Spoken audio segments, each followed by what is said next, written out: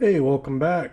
Today we're going to talk about wrenches and the four qualities that make a wrench good or bad, in my opinion, in my experience. So stay tuned, and today I'm going to hopefully give you some advice on the four things that I think make a wrench good or bad. Starting off, we're going to start with the four main topics that I think make a wrench good, and that's going to be the broaching, the steel, the fit and finish, and either if it's a black oxide finish or a chrome, the quality of the chrome or the finish that's used if it's not chrome. And the reason I'm making this video is I've looked online and seeing a lot of videos, and you look up what makes a good wrench.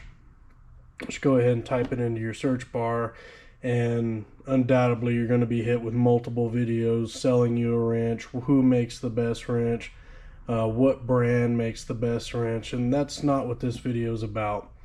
More and more I think people are getting a little lost in the sauce when it comes to who makes the best wrench. We should talk more about what makes a good wrench. And starting off with broaching. Broaching is going to be your most important aspect, and these are listed most important to least important. Broaching is your most important.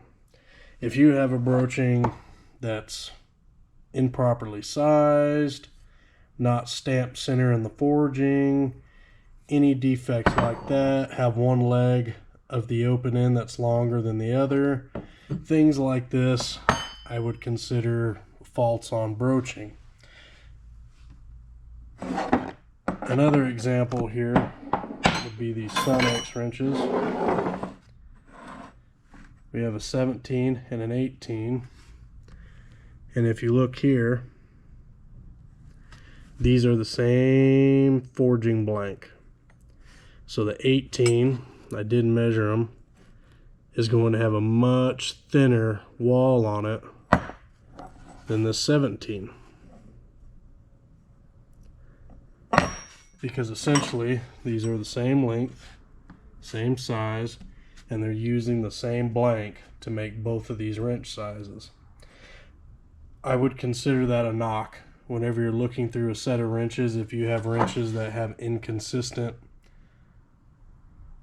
sizings, meaning the walls are thicker on some wrenches than the others, and they're all the same length, some sizes are the same length, I would consider that a fault on your broaching, because they're reusing blanks to make different sizes, and that's not really appropriate. But the biggest thing to look for is there any funnel shaping in your open end? Is there any roughness to the machining where they cut it? Is there any inconsistencies in the wrench? Are there areas of the wrench where it's thinner and thicker on the boxed end? Is there any issues with how they cut the broaching on the boxed end? Stuff like that. You take something like this Carlisle wrench, which this is going to be identical to your Icon wrenches. I don't have an Icon here as an example because I don't have a Harbor Freight close by, but I do have a Napa.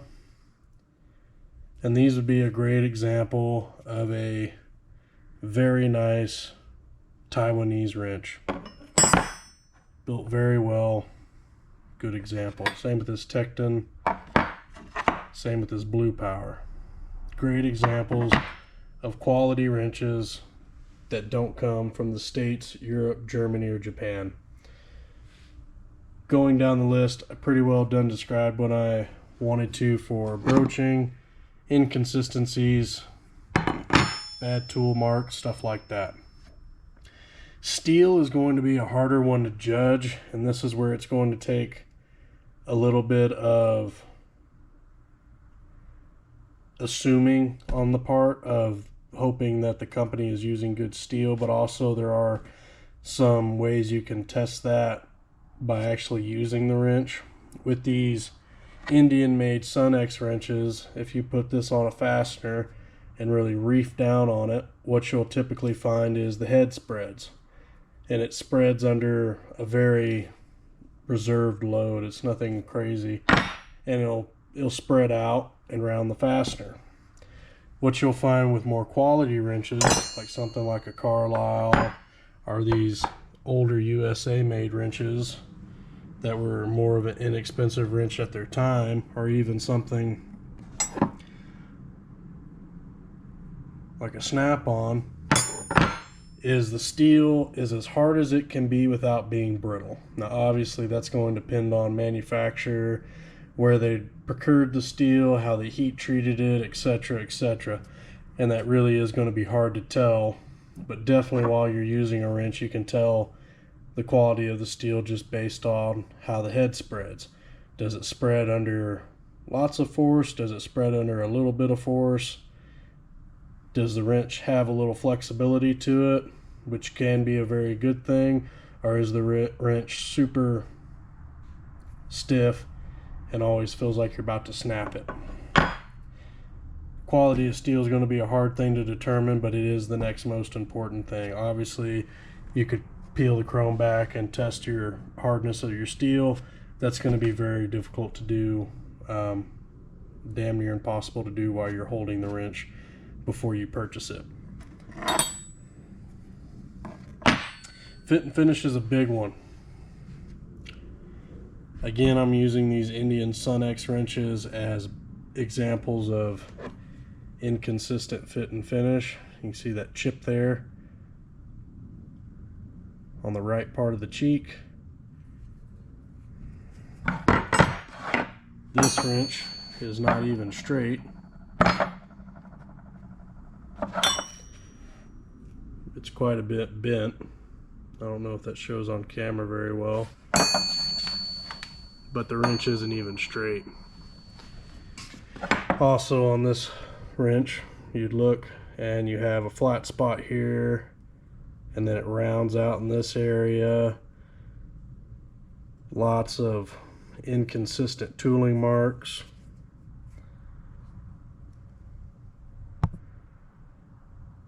Just more signs of very inconsistent fit and finish. Trying to find the other one I had that had some really bad cuts in it.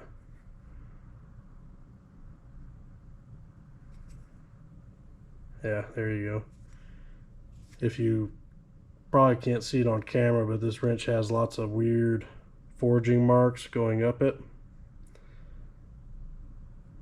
I don't think I'm going to be able to get that on camera for you. But just inconsistencies in the fit and finish. Whereas you look at something even like this Taiwanese made Blue Power, the beam of the wrench is straight. Your sides are nice and consistent throughout. It's the same length throughout the beam. Your heads are free of defects on both sides.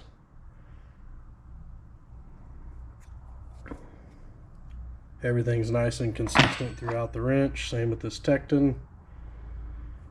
Good consistency, really good fit and finish. No abnormal grind marks throughout the beam. Same with something like this Icon / Carlisle wrench.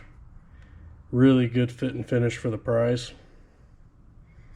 And then of course you go to something like this Blackhawk wrench, which is a USA made wrench. Very good steel, very good broaching. The fit and finish is decent. I wouldn't say it's as good as something like the Carlisle or the Tekton or the Snap-on, but it's still a very serviceable fit and finish, very consistent. Take something like this Craftsman, USA made. Again, broachings are good, the steel is good, fit and finish is serviceable, chroming is serviceable, but it has the two most important things, which is the quality of your broaching, the accuracy of the size of your broaching, and of course the quality of your steel and the quality of your fit and finish. Fit and finish is huge. If you pick up a wrench that's not even straight, I mean, what is this? Come on. I wouldn't even consider something like that for professional use, especially when you have stuff like Carlisle or an Icon wrench, Tekton, Husky, Blue Power, all these companies who are making a very serviceable wrench that doesn't cost that much. What are you saving by saving a couple of dollars to get garbage? At the same time, what are you gaining from spending a couple dollars to only get a product that's only about 10% better? Moving on to the chrome. Chroming is going to be difficult to assess out of the box, but one thing you'll be looking for is you're going to have two different styles of chroming. You're going to have copper base metal chrome and then nickel chrome. Copper is going to wear off a little faster than nickel. Nickel is a better chroming process than what most people use for chroming. What I can show you as far as how that actually looks is when you start to get the chrome wearing off in some areas where you can see the discoloration. It's no longer a chromed product. It's no longer protected. Even in this Tekton wrench, you can see there's some areas where the chrome has rubbed through.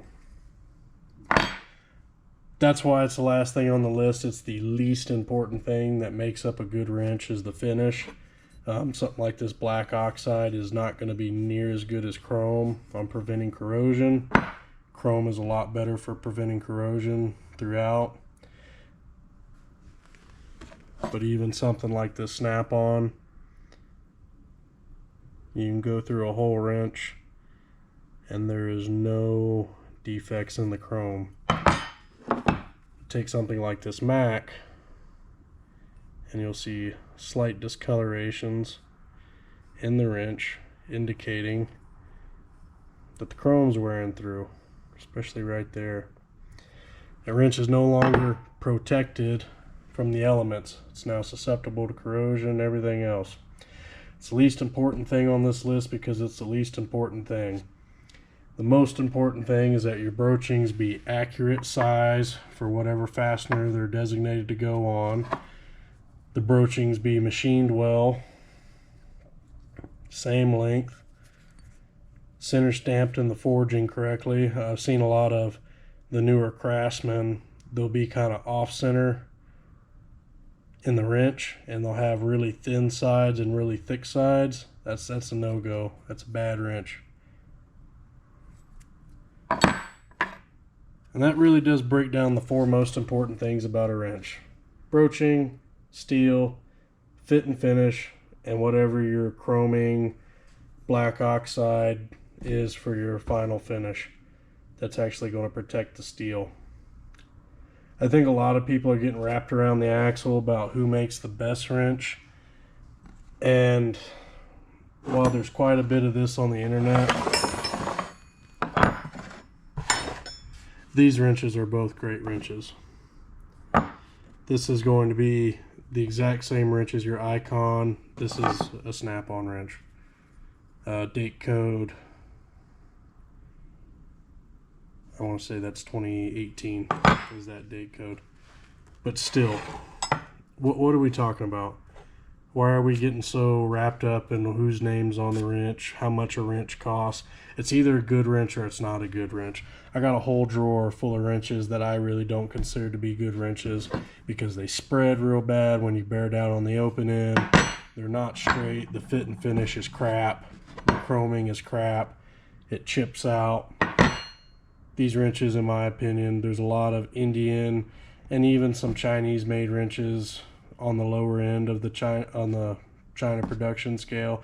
They're just junk. They're not even worth spending your money on. Whereas when you get into some of these Taiwanese wrenches like these Icon and Carlisle wrenches, and even like a Husky Tekton wrench, the Cornwell Blue Powers, They're awesome wrenches. They're very well made. The steel in them is plenty adequate for a wrench, and they have a very good price point. So what are we really talking about anymore? If this wrench gets your job done, and this is what you're comfortable spending on a wrench, this is the wrench you should buy. If you have the money and you're comfortable with spending, I want to say this wrench is $45, $50 a wrench now. If you're comfortable with spending that much money on a wrench, spend it. I don't care. I think a lot of people need to spend more time as technicians focusing on doing a better job and getting more education and training than worrying about what tools you're using to get the job done. Now, if you're like me, and you know a beauty when you see one, wrenches like these that were really inexpensive at the time because they weren't Snap-on wrenches, but they're still very good steel, very good broaching, good fit and finish, decent chroming. These older wrenches that you'll find at yard sales and stuff, these older Craftsman that you'll find at yard sales, these are the ticket right here, man. Even something like this Napa Professional, USA made wrench, great broaching, both ends, awesome fit and finish, good USA made steel, really good chroming for being, you know, a Napa product. It really is all about, yes, there's some wrenches that are so cheap that they're not serviceable, but there's a lot of these good Taiwanese wrenches that are absolutely going to get the job done for you. And if you know a little bit about these older wrenches that are USA made, great for picking up at something like a yard sale or whatever. Getting really tired of seeing these two wrenches duke it out. They're both good wrenches. I've used them both. I've used these Carlisles, and like I said, they're exact same as the Icons from my understanding. And I've used Snap-on wrenches professionally my entire career. This is actually one of my original wrenches, and I bought them used. This is the date code on it. I want to say that date code's from like 89 or something.